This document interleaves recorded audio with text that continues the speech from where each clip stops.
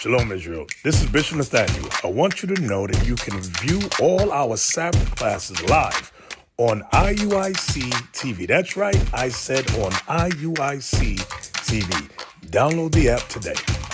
Shalom.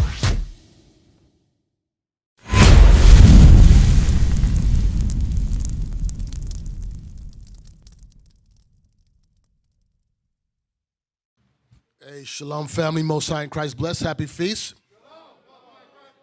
That's right. Woo, that's what I'm talking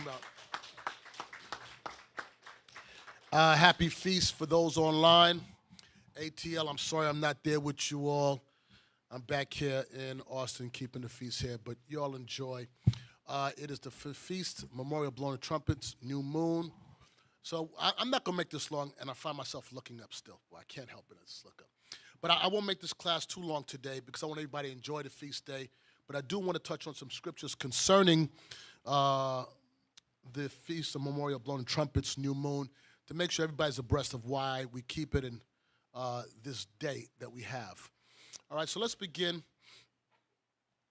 I'm not sure. Let's go Leviticus 23, I guess. We'll start there. And how many of you here, by show of hands, has kept the new moon before? Oh, let me do it a different way. Who's keeping it for the first time? Oh, okay, good. Okay, some few people. Okay. How many people have keeping the Feast of Memorial Blowing Trumpets for the first time? Okay. All right. So let's begin. Let's go to the book of Leviticus, 23rd chapter. I want you to read verse 1 and 2. Then I want you to jump on down. 24. Leviticus chapter 23 and verse 1. The Lord spake unto Moses, saying, Speak unto the children of Israel, and say unto them concerning the feast of the Lord, which ye shall proclaim to be a holy convocations. Even these are my feasts. So the Lord said to speak unto us, told Moses, concerning the feast of the Lord. Okay, what is the feast of the Lord? Thank you, Gedaliah. When it says feast of the Lord, what is it referring to? Please, not everybody at the same time.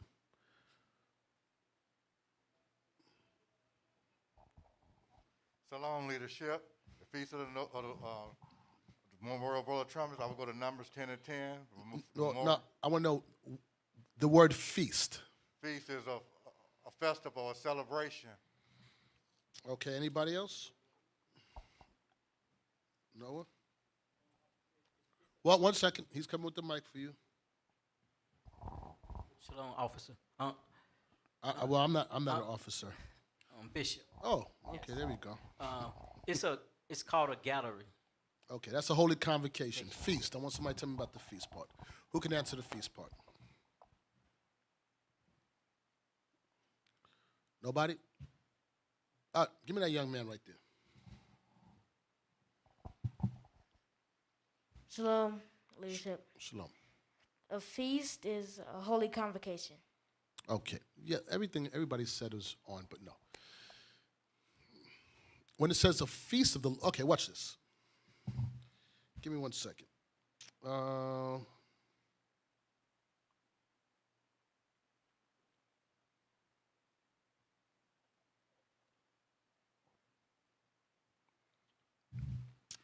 I'm looking for something real quick. Go to verse...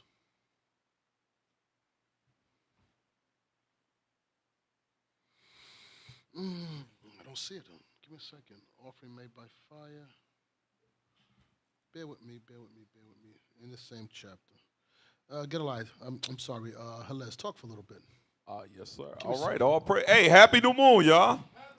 Happy noon. Let's give it up for the Most High Christ, man, for another day. All right. Everybody else in your respective schools, all praise to the Most High, man. Make sure y'all got your pens, papers, and notepads. All right. Let's take notes. Okay.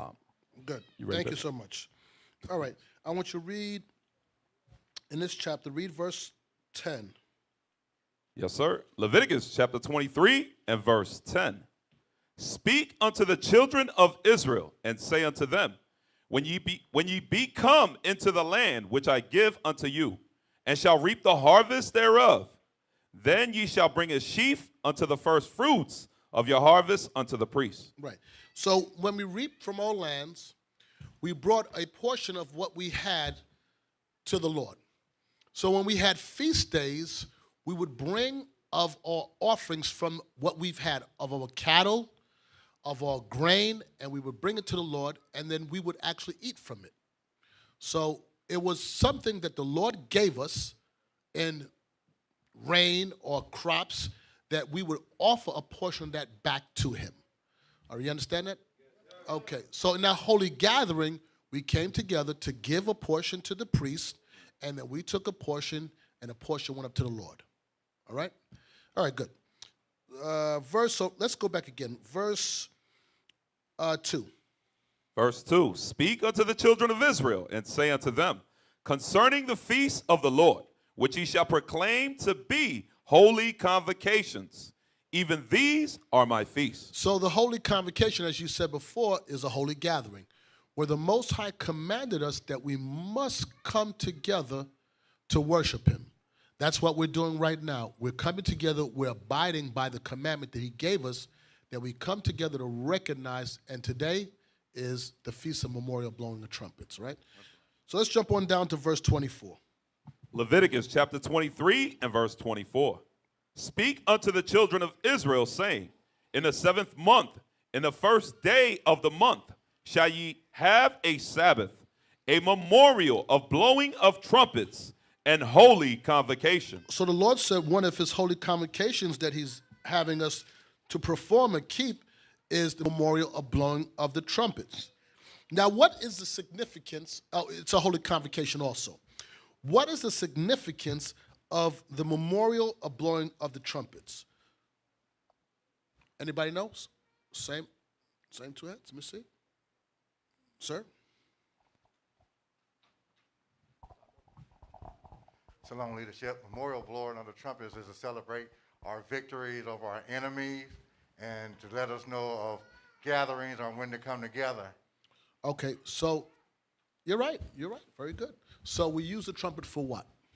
For communication towards one another, for to let us know what's happening, Okay, and something else. to let us go in battle, for us to come together, Right. for us to have feast days, let us know the feast is starting, for the new moons, let us know celebration and time. Everything you said is right. There's one thing you're missing, but you said everything else is right. Watch this. Let's go to book of Numbers 10 because you quoted it.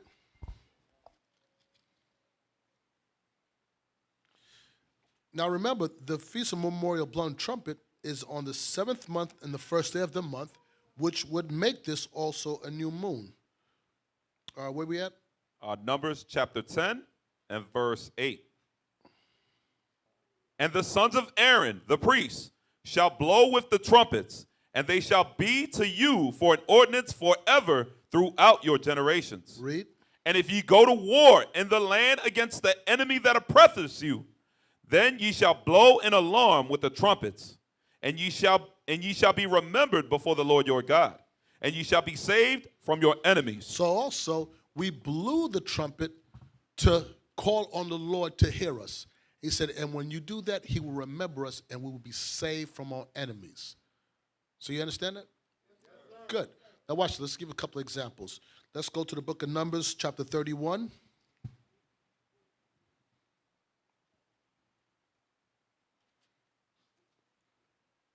Start with verse 1.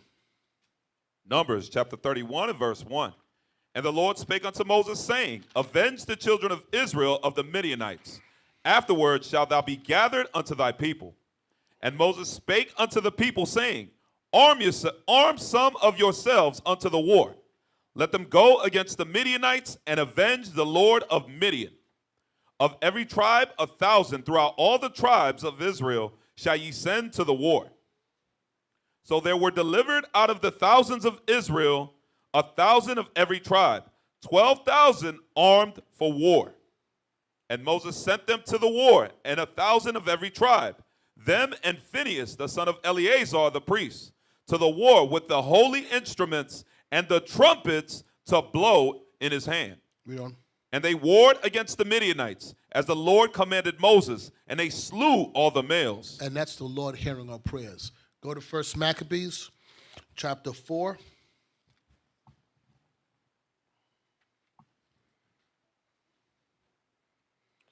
So the memorial of blowing the trumpet is to remember what the Lord has done for us in war when we blew this trumpet, that he would hear us. 1 Maccabees, bear with me, chapter 4, and I want to start with verse,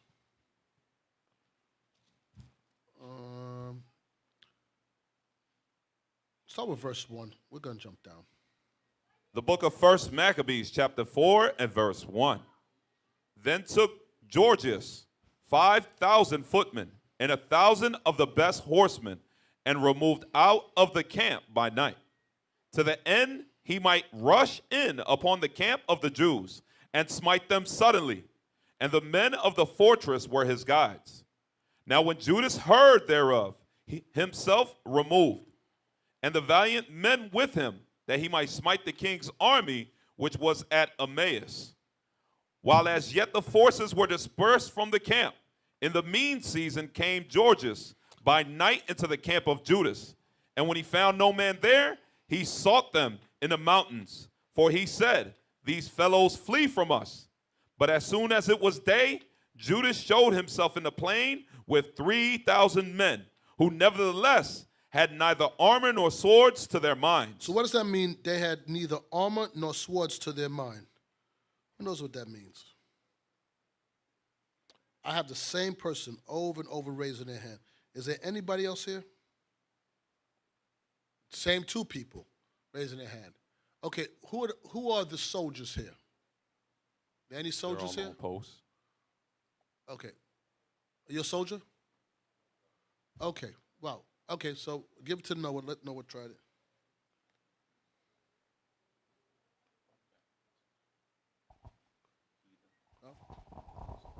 Shalom, Bishop.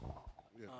What it's saying is that it didn't have no soldiers on post. That's The soldiers on post. You I saw- mean the army. Read it again.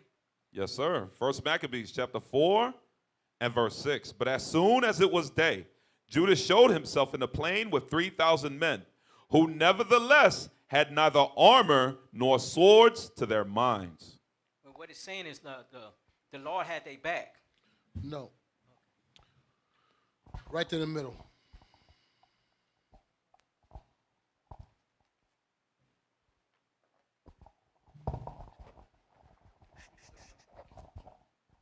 I'm listening. Check. I think what he's saying is they had no swords and no armor for their minds because they weren't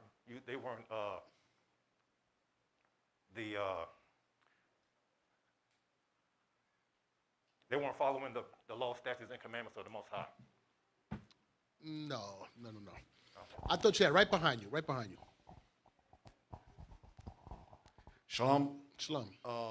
I think what they're saying is that they were not ready for war. They weren't. Okay. They weren't thinking about war at the moment. I thought you had. They weren't prepared. You're warm. You're warm, but not just prepared. They weren't what? Why weren't they prepared? Because they weren't following the.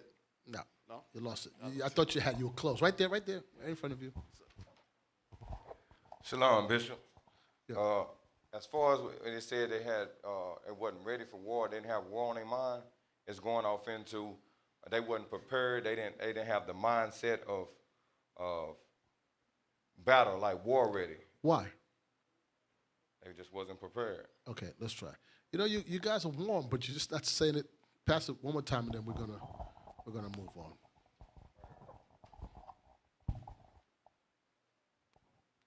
Read it one more time, just that last part before he answers. Tell me what verse you at. 1 Maccabees, chapter 4, verse 6. Listen up. But as soon as it was day, Judas showed himself in the plain with 3,000 men, who nevertheless had neither armor nor swords to their minds. Shalom. They wasn't training. Say it again. They wasn't trained. Exactly. They weren't. These weren't military men. These were farmers. These were cattlemen. They neither had armor or sword to their mind. So very good. Read on. Verse 7. And they saw the camp of the heathen, that it was strong and well harnessed, and compassed round about with horsemen, and these were expert of war. And these men were experts at war. Read on. Then said Judas to the men that were there with him, Fear ye not their multitude, neither be ye afraid of their assault. Remember how our fathers were delivered in the Red Sea, when Pharaoh pursued them with an army. Now therefore let us cry unto heaven, if peradventure the Lord will have mercy upon us, and remember the covenant of our fathers, and destroy this host before our face this day. That so all the heathen may know that there is one who delivereth and saveth Israel. So the heathens will understand there's one that delivereth and saveth Israel. Read on. Verse 12, Then the strangers lifted up their eyes and saw them coming over against them. Wherefore they went out of the camp to battle, but they that were with Judas sounded their trumpets. So they joined the battle, and the heathen, being discomfited, fled into the plain. Howbeit all the hindmost of them were slain with the sword. For they pursued them unto Gezerah, and unto the plains of Idumea, and Azotus, and Jamnia, so that they were slain of them upon 3,000 men. So these men who had no military experience, thank you, these men who had no military experience, but they trusted in the Lord, they put their faith in the Lord, and they sounded that trumpet the same way Moses told them to do from the book of Numbers, that when we do, Numbers, correct, 31, that the Lord will hear us and he will fight our battles. So we went into this war on faith with God. So the memorial blowers trumpets is for us to remember all the victories that we have. I know sometimes people see us from the outside, see us blowing the ram's horn or blowing the horn, and they're like, what are these people doing? Right. We're trying to communicate with God. We want to let them know that we're following our history of our forefathers, and we're asking them to hear our prayers and fight our battles today. Fight our battles against these nations that's coming against us. So our job is to instruct the people to keep the commandments and then instruct them and show them what we did in the past. Things that were written aforetime was written for what? For us to learn from. So we're going to rehearse these righteous acts as our forefathers done and watch the Most High do a miracle on this earth towards us. That's right. So the Feast of Memorial Blowing the Trumpets, many times we just read past it as, it's a new moon. There's a little more than that. Let's go back to the book of Numbers. Let's get some more out of it. Numbers 10. Where do we leave off at? 9? Yeah, read 9. Let's move on. Numbers chapter 10 and verse 9. And if ye go to war in your land against the enemy that oppresseth you, then ye shall blow an alarm with the trumpets, and ye shall be remembered before the Lord your God, and ye shall be saved from your enemies. Read. Also in the day of your gladness, and in your solemn days, and in the beginning of your months, ye shall blow with the trumpets over your burnt offerings, and over the sacrifices of your peace offerings, that they may be to you for a memorial before your God. Right, so it says also, in the days of your gladness, and in your solemn days, and in the beginning of your months. So explain, so who can help you understand it? In the days of your gladness, and in your solemn days. Who wants to take a shot at that to help me understand it? Okay, you call him, I'm not looking down. Brother Josiel. Shalom leadership, Brother Josiel. It's saying how when we're rejoicing, we should be blowing our horns, even when we're not, say, excited or not feeling good or feeling down. We should be excited about blowing our horns and calling out to God to change things in our lives and stuff like that. Okay, so when it says in a day of gladness, Explain it to me. Day of gladness. Day of gladness, say like a Sabbath day, when we're supposed to come together, celebrating this day of rest that God has provided for us. Okay, very good. So the day of gladness is these high holy days. He said in those high holy days, in the solemn days, which is the same thing, the solemn means serious, is that we're supposed to remember these days. Come into it on a serious note, knowing that we're going to apply these commandments, we're going to come into it with joy, because all these high holy days have a significance to our heritage of who we are, what makes us a peculiar people, because we're not like the rest of the world. Now, I always had an officer and telling brothers on these feast days, come into it with joy. The same way we did it with Wicked Christmas and Thanksgiving and whatever foolishness we celebrated, don't come into these days like it's just like a regular day. Because none of us growing up, Christmas was not a regular day for us. New moons are not regular days. That's right. Day of Atonement is not a regular, and that's coming up soon too. That's next week. New moon is not a regular day. Today is not a regular day. All these days are these solemn days or days God set aside to make us understand our connection to him. Real quick. Let me see some real quick.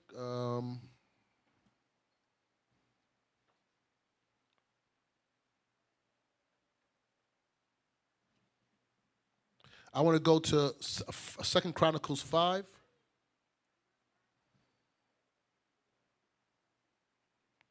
Watch this. 2 Chronicles 5.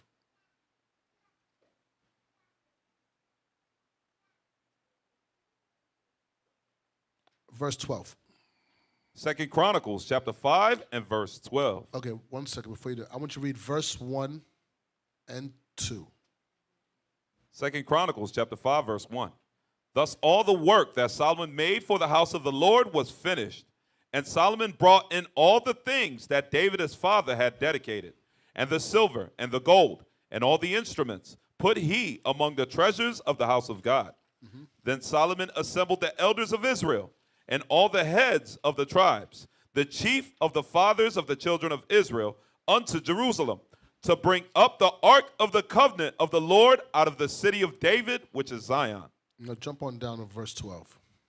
Verse 12. Also the Levites, which were the singers, all of them of Asaph, of Heman, of Jeduthun, with their sons and their brethren, being arrayed in white linen, having cymbals, psalteries, and harps, stood at the east end of the altar, and with them 120 priests sounding with trumpets. Imagine what that sounded like.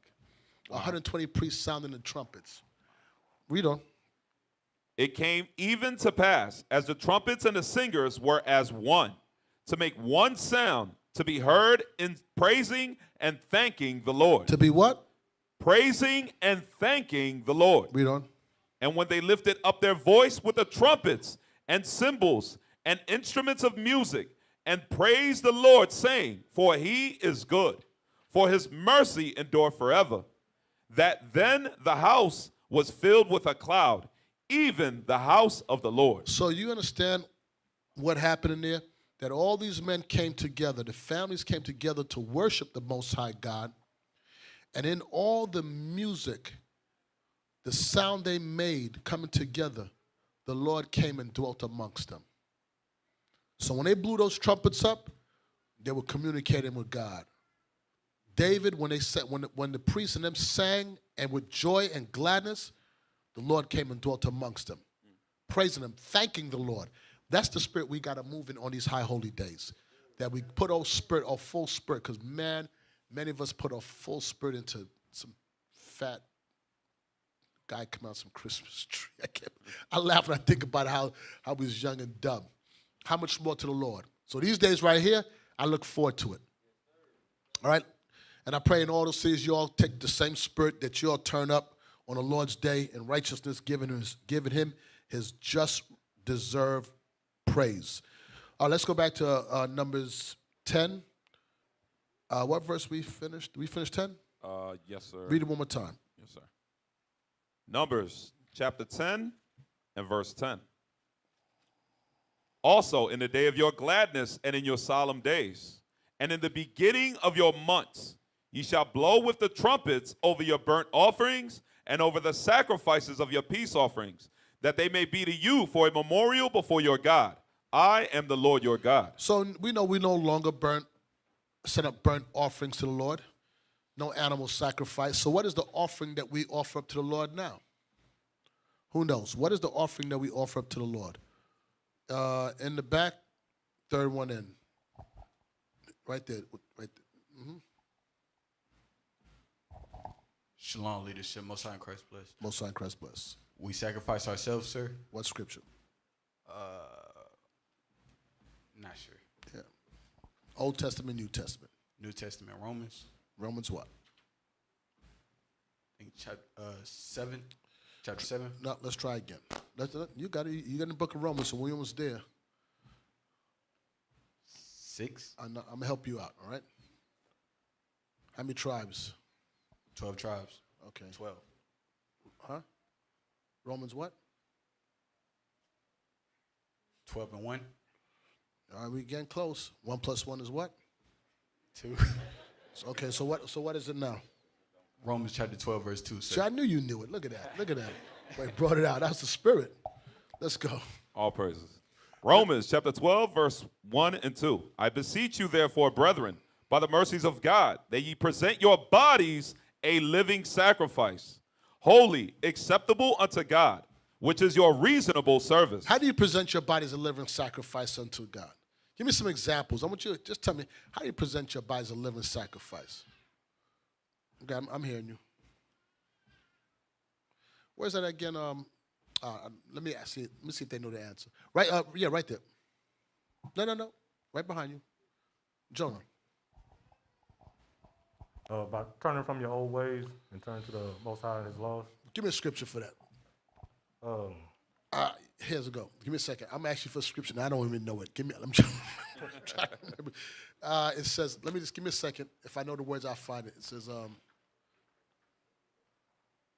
I know it. Okay, I got it now.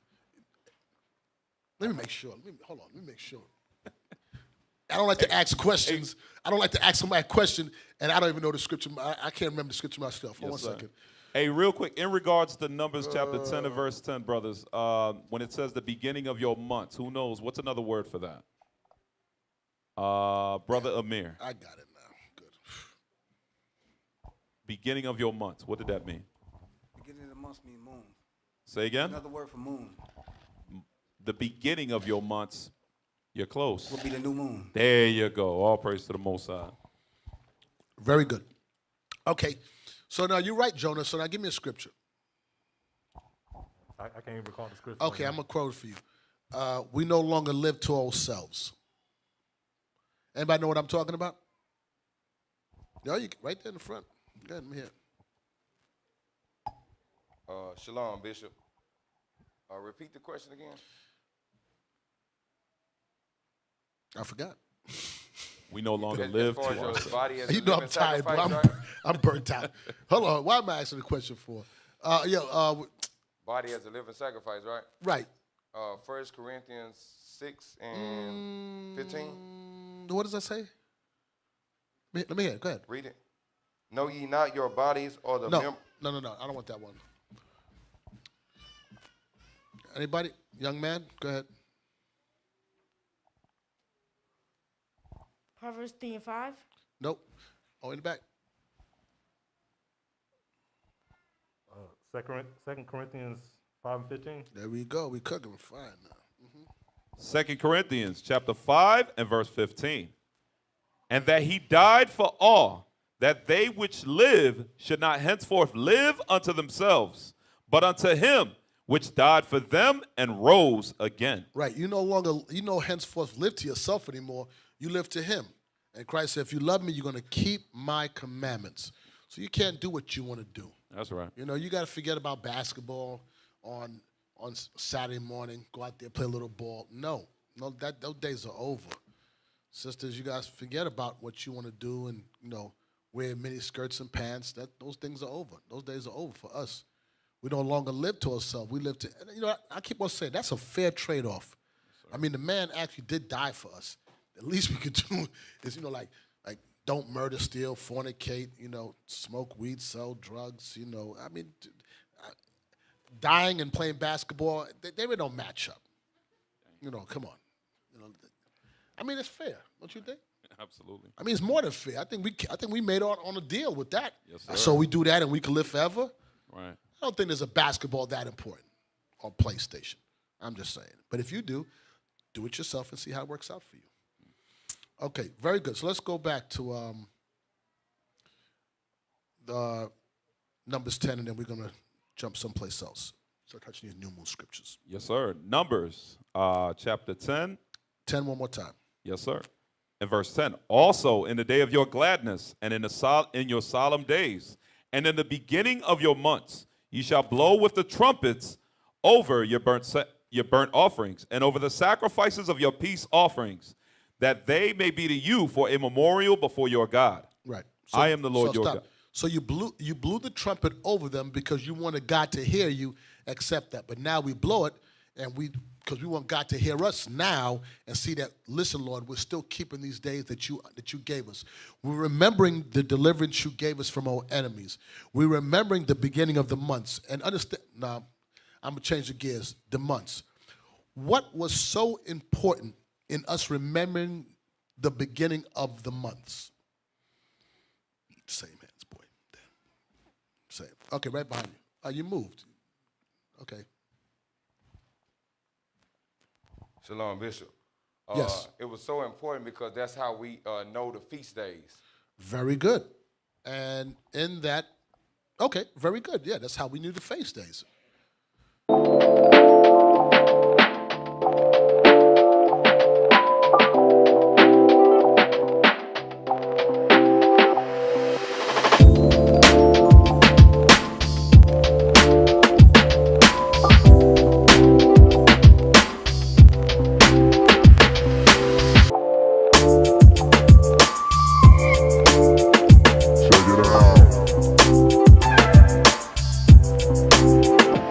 What club was that at? That was admit that a lot of people don't even realize they. I've called her. She hasn't responded. I've called her more than a few times. But the Zulu Nation, I'm like, what the hell is this? I know nobody know what I'm talking about. You'll leave me on the island by myself. I don't know what the hell Bishop's talking about. That's what y'all do. Then after class, yeah, I knew what you were talking about. I just don't want to be caught out there. The hell is this? Get on my damn nerves. So read that again, 31.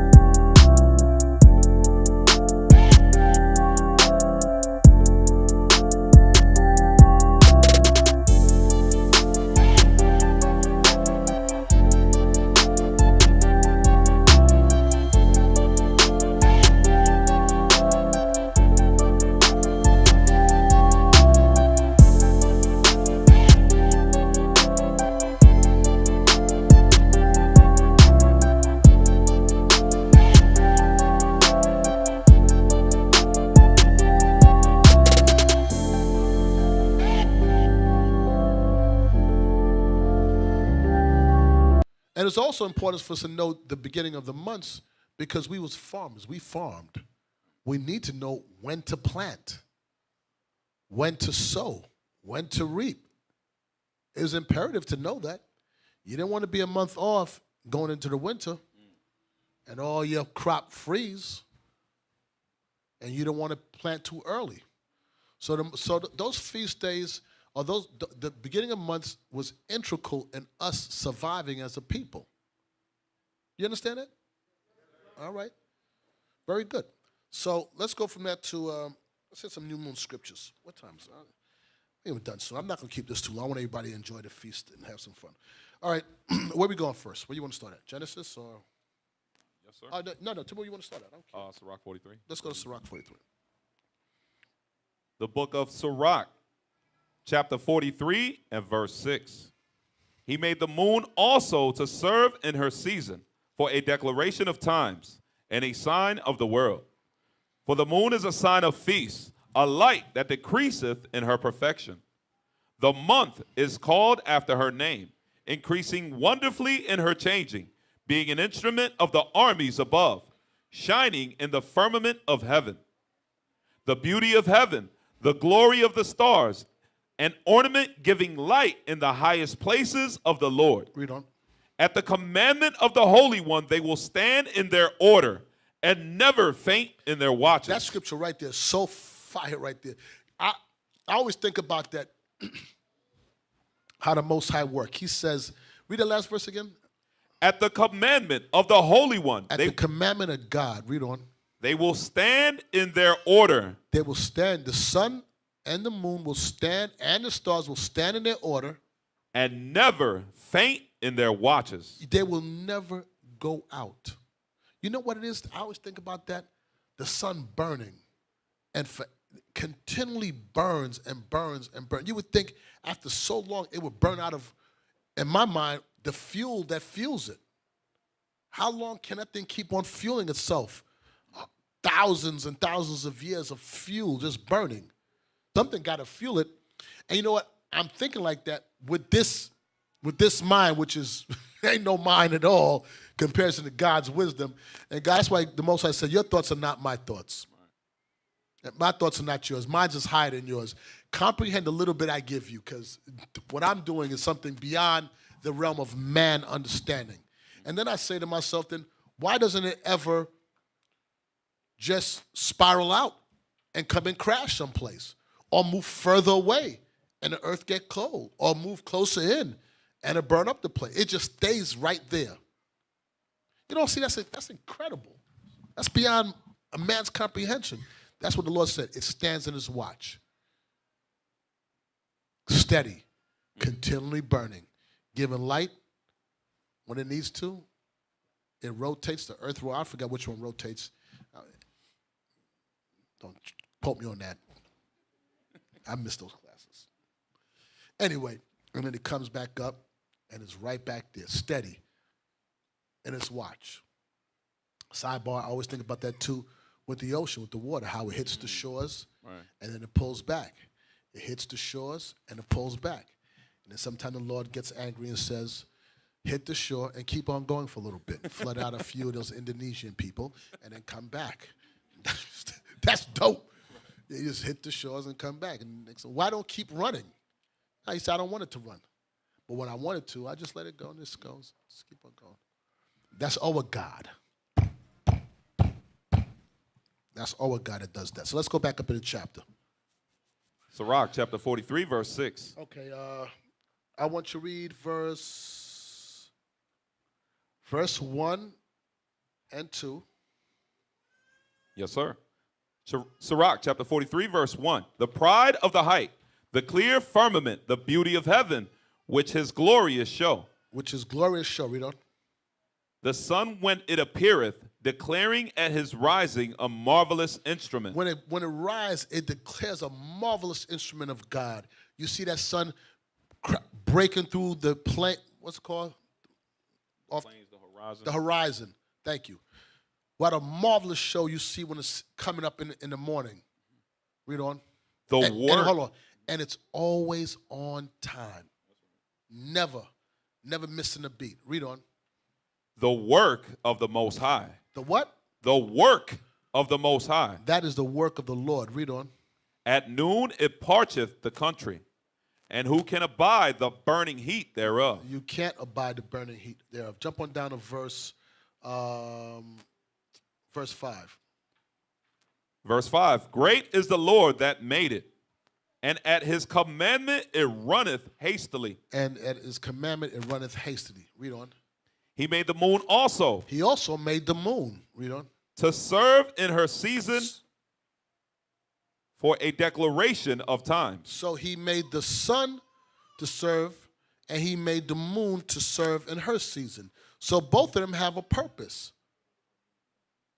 The greater light to rule the day, and the lesser light to rule the night. In the daytime, when the sun is ruling, what does it do? It brings warmth to the earth. It lights the earth so we can see. And the moon at night, it brings life to the earth, light. It also moves the sea, the tides. Most High is a genius. He's incredible. Genius is not even a word to call him. He's beyond what you call genius.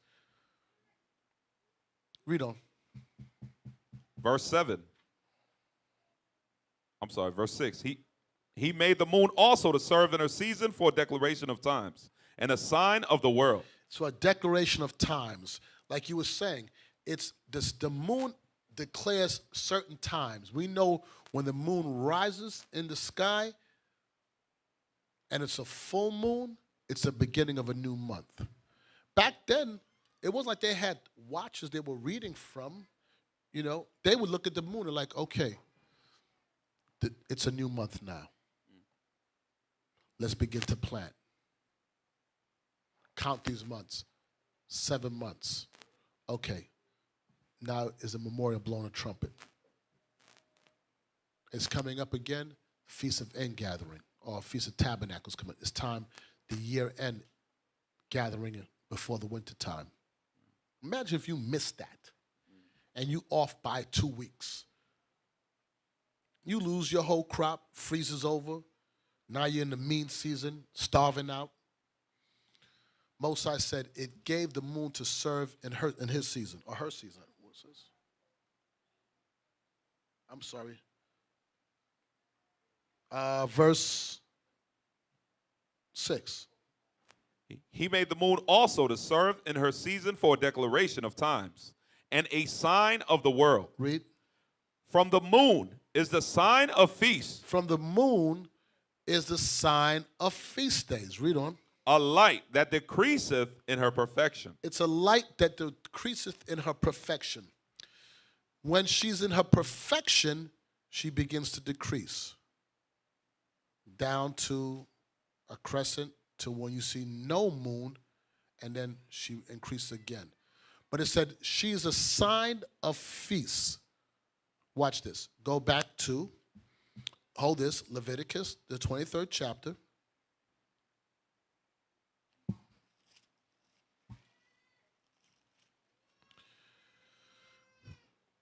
Verse 4. Leviticus chapter 23, verse 4. These are the feasts of the Lord, even holy convocations, which ye shall proclaim in their seasons. Now, who's supposed to proclaim this? Go back to verse 1. Verse 1, and the Lord spake unto Moses, saying, speak unto the children of Israel, and say unto them. Stop. Moses and Aaron were supposed to tell the people when the feasts were. That's what their job was. Now watch this. Jump on down to verse 5. Verse 5, in the 14th day of the first month at even is the Lord's Passover. On the 14th day of the first month. So the priests would have to know the moon, count them, and say, this is the 14th day of the first month. So that means they would have had to acknowledge the new moon of the year, the first moon of the year, and then count 14 days from that so everybody knows today is the Lord's Passover. Well, you didn't want to miss the Passover because the Lord said 3 times a year so all men appear before the Lord. If you missed the Passover, you were sinning against God. So it was in our best interest to make sure that we kept these days so they would know the first month, here we come, this is the first month of the year, let's count these feast days. That was the sign of feasts. It was giving you an indicator on how to chart the feast days that the Lord was giving us to keep. All right, let's go back to Sirach 43, verse 7. Yes, sir. Sirach chapter 43 and verse 7. From the moon is a sign of feast, a light that decreaseth in her perfection. The month is called after her name, increasing wonderfully in her changing. So what does it mean the month is called after her name? All the way in the back, right there. Yep. When it says, shalom, leadership. When it says the month is called after their name, it's going into the moon is called after the name of the month. Very good. Read it. Verse 8, the month is called after her name, increasing wonderfully in her changing, being an instrument of the armies above, shining in the firmament of heaven. The month is called after her name, increasing wonderfully in her changing. Her changing are the cycles we see the moon goes through. So they'll go from no moon in the sky till it's black, till you see a crescent, quarter moon, half moon, 3/4 moon, until you see a full moon. You would watch that throughout the month, and then when you see that full moon, you know it is the new moon. Read on. She's an instrument, being an instrument in the armies above, shining in the firmament of heaven.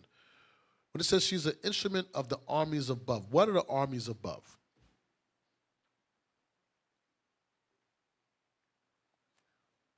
Right here, first row, second man in. I believe they're talking about the stars. Yeah, the moon, sun, and stars. Those are the armies above. Read on. It's one of the instruments. Read on. Shining in the firmament of heaven. Read on. The beauty of heaven, the glory of the stars, an ornament giving light in the highest places of the Lord. Read on. At the commandment of the Holy One, they will stand in their order and never faint in their watches. And that's by God's commandment that the sun, the moon, the stars stand in their watches, never fainting. Very good. So let's go from that to where we want to go to now. Genesis, sir. Genesis what? 1? Yes, sir.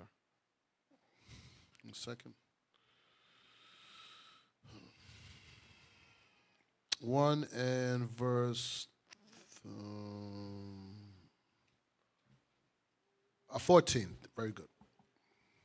The book of Genesis, chapter 1, verse 14.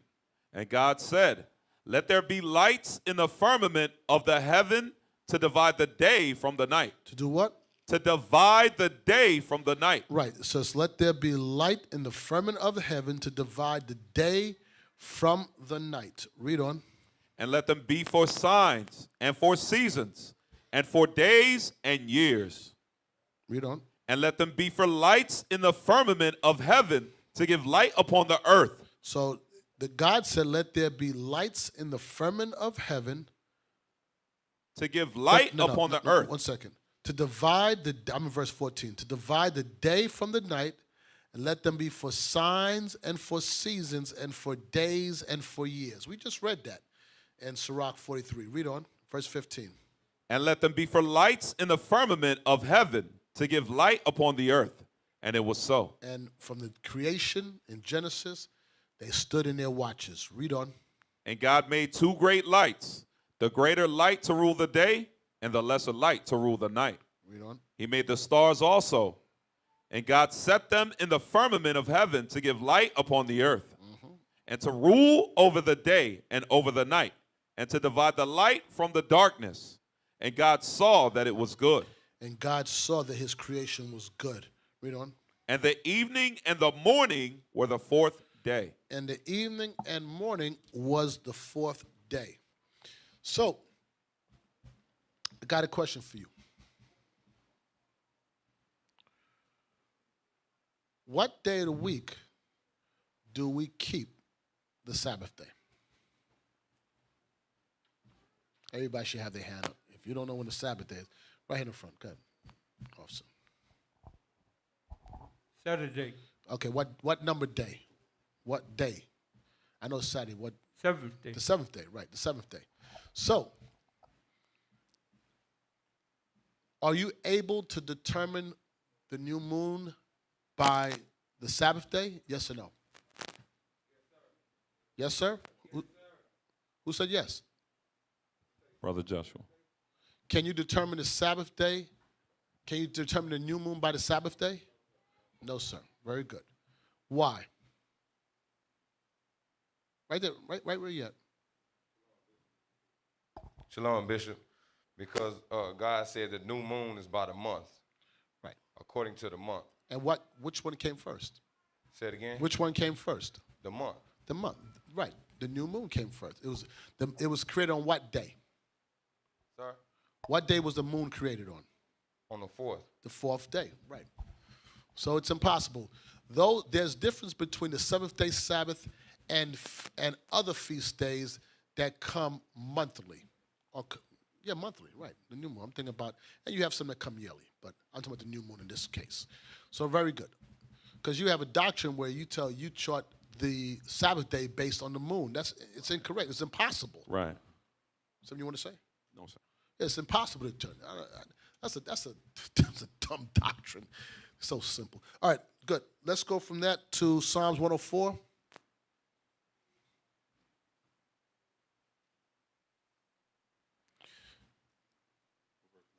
This is a good.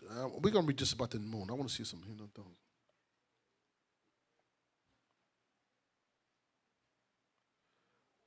I want you to read verse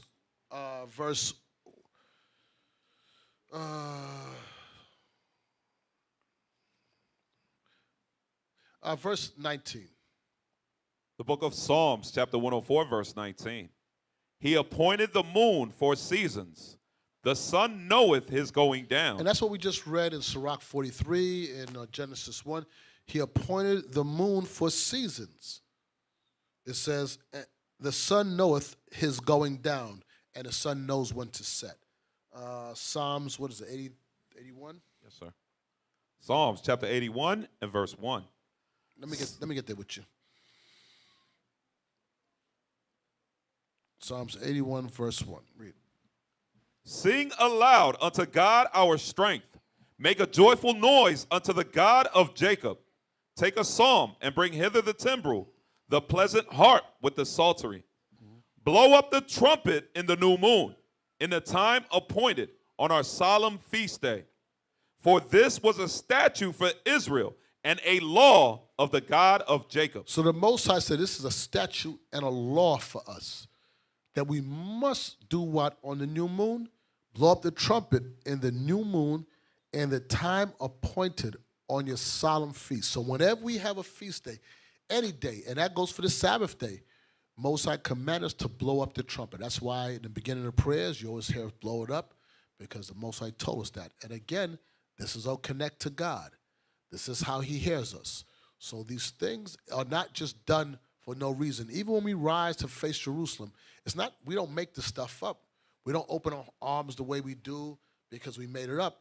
All these things are prerequisites that God has set up for us to do, that we can now come back to our heritage, which is his laws that he set up for us. So one more time, I want you to read verse 1. Yes, sir. Psalms chapter 81, verse 1. Sing aloud unto God our strength. Make a joyful noise unto the God of Jacob. So he says, sing aloud unto God our strength. Make a joyful noise unto the God of Jacob. The reason why we went into captivity is because we didn't find joy in keeping the Most High's high holy day. Right. Give me that. When will the new moon be gone? Yes, sir. Amos. That was our problem. Yes, young man, something you want to say? No. Amos chapter 5 and verse 20.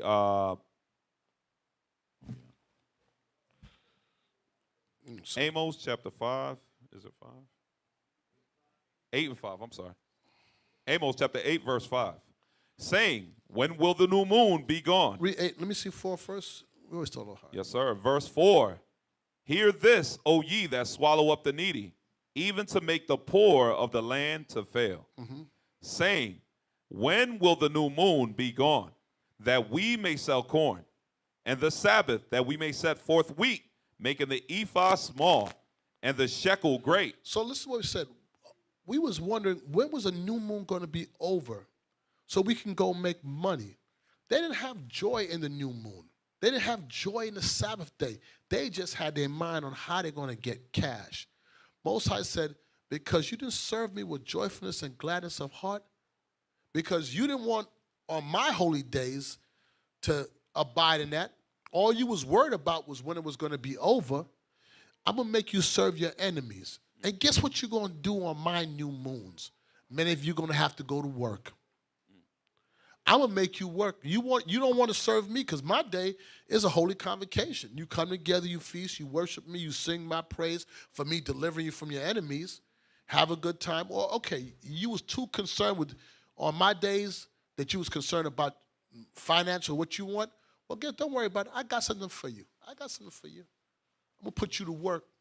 I'll make you work every day. I make you work every day for no money. That's called slavery. You see how much you like that. Read that again. Amos chapter 8 and verse 5.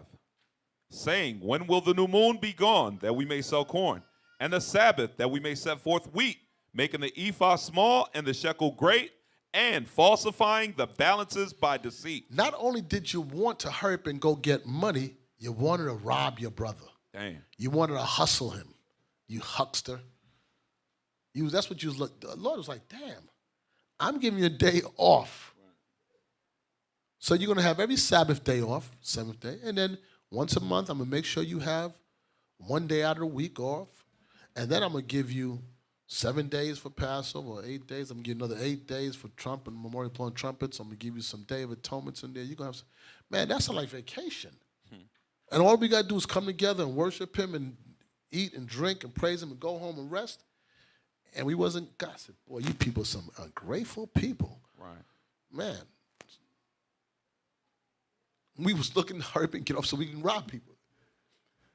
I'm about to hustle you for some more to get money out of you. Thanks. Drop that, go to Deuteronomy 28 real quick. Yes, sir. That's why Moses said, sin is not, where's it, find it again, between buying and selling. Yes, sir. Who knows where that's at? Josiah, you know what's that? I got you. Between buying and selling, sin is not far from buying and selling. I got you, sir. You got that? Yes, sir. Quote it. Sirach what? Sirach chapter 27 and verse 2. Thank you. As a nail sticketh fast between the joinings of the stones. Wow. So doth sin stick close between buying and selling. It says, so does sin. It says, as a nail sticketh fast between the joining of stones. So that's like you take a nail and you driving it in a stone. It's gonna be wedged in there. It ain't gonna come out easy. It says, so doth sin stick close between buying and selling. So wherever there's buying, there's somebody selling.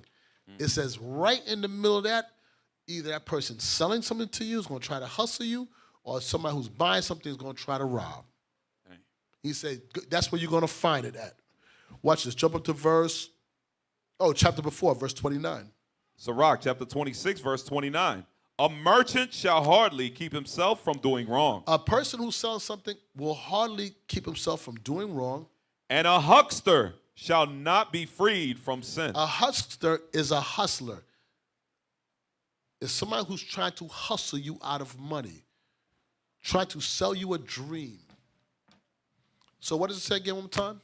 A merchant shall hardly keep himself from doing wrong, and a huckster shall not be freed from sin. When will the new moon be gone that we might sell wine? That we may hustle. That we might hustle, falsifying the balance with deceit. So back then what they were doing, like they would making an ephod small and a shekel great. The ephod was a standard of weight. Like how you have the pound today or the kilo. The ephod was a standard of weight. They would make the ephod small. So let's say, let's just say this was a stone, right? It would be weighed out to the weight of an ephod. They would put it on a scale. What they would do is they would shave it. So it looks like it. They would shave it down. So they say, okay, they put in a scale, and you're like, okay, this is the weight of an ephod. But really, let's say it was a pound, right? They would shave it that it's maybe 9/10 of a pound. So they shave off 1/10 of it. And you put in your hand, you really can't tell, but you trust that it's correct. So they would put it on a scale, but it'll be lighter. So they would give you less, or they would charge you more for what you're really buying. You find out when you go to, I don't know if this generation, but back in the days, you go to meat markets or fish markets, they would show you stuff by the pound. Right. So I'm gonna tell you something my brother used to do because he had a meat market. On this is the scale. On that side, you would see where it says it'll be zeroed out, right? And it says it'll say the pounds, but it'll be zero.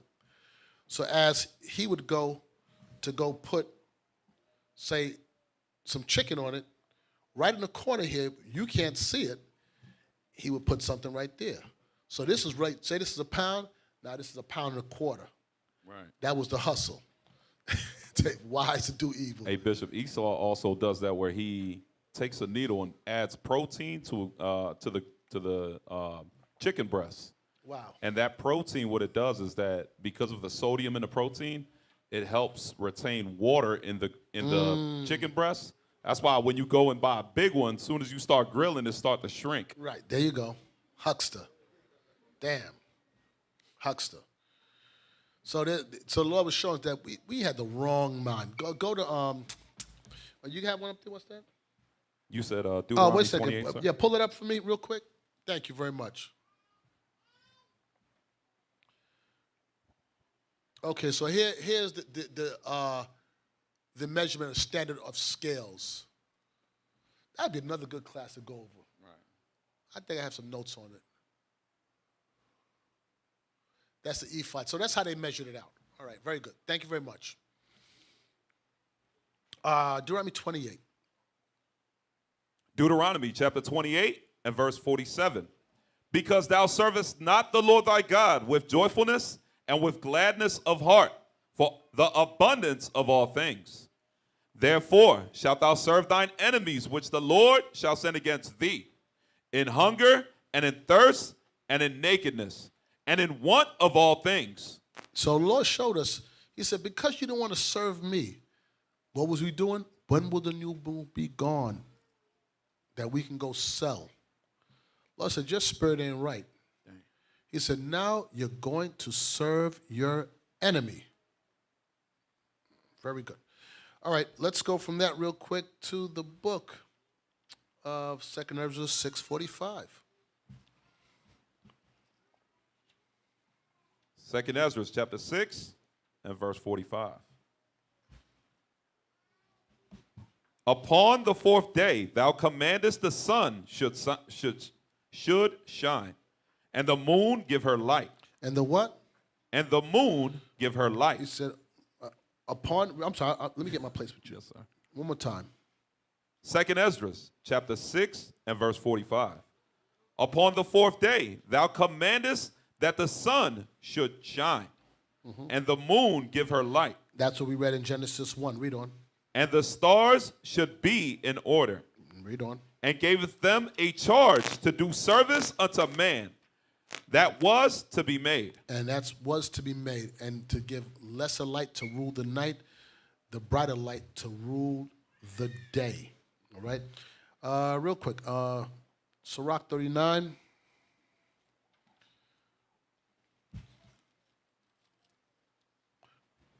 Verse, thank you very much. Sirach 39, verse 12. Yes, sir. Sirach, also known as Ecclesiasticus, chapter 39. What verse, Bishop? Verse 12. Verse 12. Yet have I more to say, which I have thought upon, for I am filled as the moon at the full. Hearken unto me, ye holy children, and bud forth as a rose growing by the brook of the field. Right. Give me with David. I'm ready to wrap it up. David, and was it 2 Samuel's?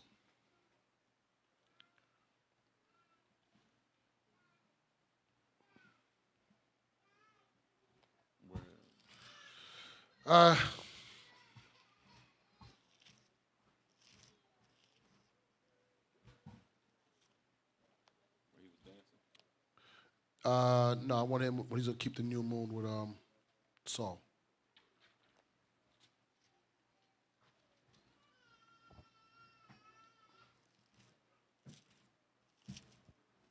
Where's it at? Thank you. The book of 1 Samuel, chapter 20, verse 18. Then Jonathan said to David, tomorrow is the new moon, and thou shalt be missed, because thy seat will be empty. And when thou hast stayed 3 days, then thou shalt go down quickly, and come to the place where thou didst hide thyself when the business was in hand, and shall remain by the stone Azel. And I will shoot 3 arrows on the side thereof, as though I shot at a mark. And behold, I will send a lad, saying, go, find out the arrows. If I expressly say unto the lad, behold, the arrows are on this side, or on the side of thee. Take them, then come thou, for there is peace to live, and no hurt, as the Lord liveth. But if I say thus unto the young man, behold, the arrows are beyond thee, go thy way, for the Lord hath sent thee away. And as touching the matter which thou and I have spoken of, behold, the Lord be between thee and me forever. So David hid himself in the field, and when the new moon was come, the king sat him down to eat meat. And the king sat upon his seat as at other times, even upon a seat by the wall. And Jonathan arose, and Abner sat by Saul's side, and David's place was empty. Nevertheless, Saul spake not anything that day, for he thought something had befallen him. He is not clean. Surely he is not clean. So Saul was looking for David, and David wasn't there. So it showed you that they got together on the new moons. They kept these feast days. He said, surely something had to happen to him. Something, he must be unclean. Back then, well, he was unclean. I don't want to go through all that now. All right, read on. Verse 27, and it came to pass on the morrow, which was the 2nd day of the month, that David's place was empty. And Saul said unto Jonathan his son, wherefore cometh not the son of Jesse to meet, neither yesterday nor today? And Jonathan answered Saul, David earnestly asked leave of me to go to Bethlehem. And he said, let me go, I pray thee, for our family hath a sacrifice in the city. And my brother, he hath commanded me to be there. And now, if I have found favor in thine eyes, let me get away, I pray thee, and see my brethren.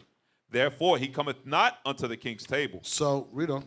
Then Saul's anger was kindled against Jonathan, and he said unto him, thou son of the perverse rebellious woman, doth not I know that thou hast chosen the son of Jesse to thine own confusion? So he told his son, listen, I realized what you did. You turned on me. You told him that I was going to put him to death. He said, you betrayed me. Read on. And unto the confusion of thy mother's nakedness? For as long as the son of Jesse liveth upon the ground, thou shalt not be established. So he said, do you understand as long as David is alive that your kingdom will not be established? Read on. Nor thy kingdom. Wherefore now send and fetch him unto me, for he shall surely die. What verse yet? Verse 32. Read on. And Jonathan answered Saul his father and said unto him, wherefore shall he be slain? What hath he done?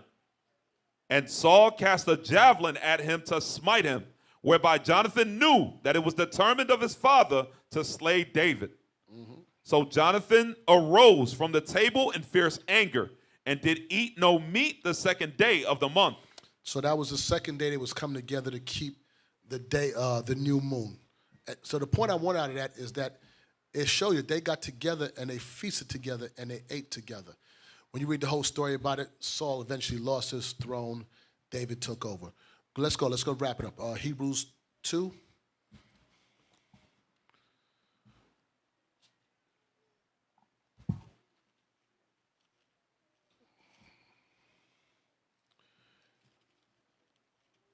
Hebrews 2, I want to start with verse 1.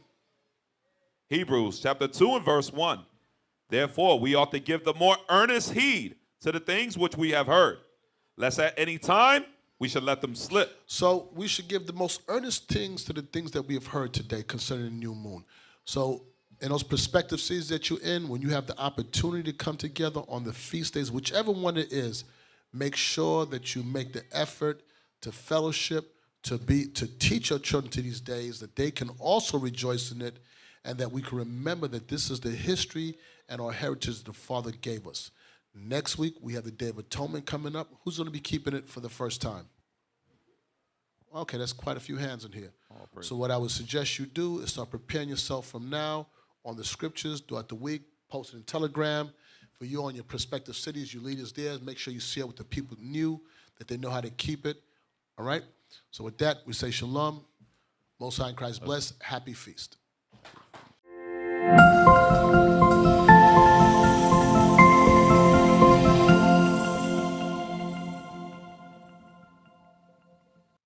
We used to scream black power while heroin was pushed. But at the end of the day, nothing's in vain. IUIC has been given a vision. The tents of Judah has risen. Many has attempted the mission. Minor murmuring, omitting, and missing the mark. Just reading that he had the flame of fire in his eyes gave us the spark. We on Paul's mission. We out on the road, purple and gold, from Mexico, Cuba, Haiti, Ghana, Sierra Leone. 144,000 boots banging, concrete crackling. These are our men repented at heart. The scriptures is proof. IUIC, we deliver the truth.